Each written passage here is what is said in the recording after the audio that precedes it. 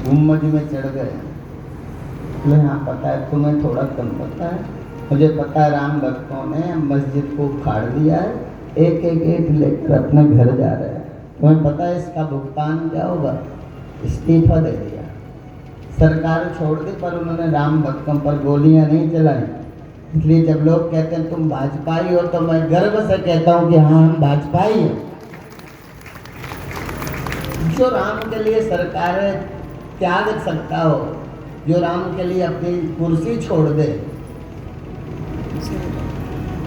क्या राम को गाली देने वाले को कहें ये हमारी सरकार है? राम भक्त पर गोलियां चलवाने वालों को कहें ये हमारी सरकार है? क्या हमारा जमीर मर गया है? बस पैसा ही हमारे जीवन का लक्ष्य रह गया? राजनीति में कुर्सी मिले, यदि राम को गाली देने से पार्टी में जगह मिलती है और पार्टी हमें अपने चुनाव चिन्ह पर चुनाव लड़ने का अवसर दे, तो हम राम को गालियां देंगे? सोचो कि राम को गालियां देना, यदि कोई हमारी माँ को बाजार में बेचने की बात करे और टिकट दे, हमारी माँ को बाजार में बैठाने की बात करे और हमें टिकट दे, और हम टिकट लेकर चुनाव लड़ेंगे? हमारा, हम किसी पार्टी के प्रचारक नहीं हैं और उस पार्टी के सदा समर्थक हैं जिसके मन में कहीं गहरे में राम बसते हैं। हम बाबा विश्वनाथ काशी के कॉरिडोर उद्घाटन में जब पीएमओ से निमंत्रण आया और हम गए, तो मुझसे मीडिया वालों ने पूछा कि महाराज आप काशी में आए हो, अब आपको काशी आके कैसा लगता है? मैंने कहा हमने शास्त्रों में जिन मंदिरों को पढ़ा था उन्हें सगुण साकार रूप में आज दर्शन करके मन आह्लादित है, आनंदित है।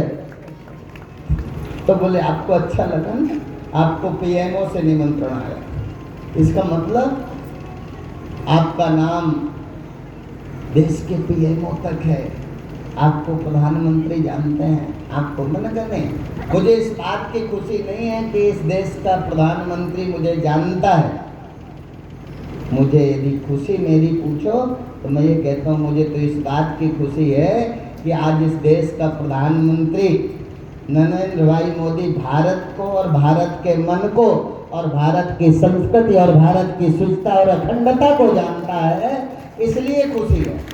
मोदी केवल मुझे जानते हैं इसलिए खुशी नहीं है, मोदी राम को जानते हैं, मोदी कृष्ण को जानते हैं। हमारे जीवन में कृष्ण और राम का कितना बड़ा महत्व है, हमारे जीवन में शिव का कितना बड़ा महत्व है हमारे जीवन में। इसलिए हम सब भाग्यशाली हैं। अनुभव करो, कथा तो कथा और क्या है? कथा कहानी है क्या?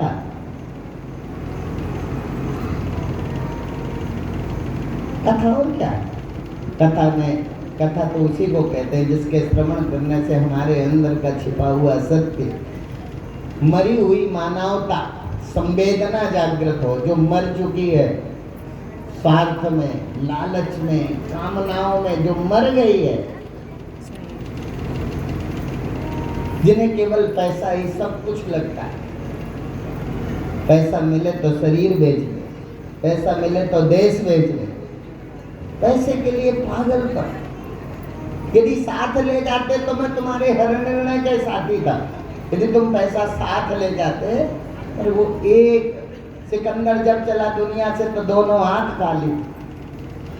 ये सिकंदर दुनिया से चला तो दोनों हाथ खाली थे, कुछ भी साथ नहीं गया। भगवान ने देवियों को कहा तुम घर चली जाओ,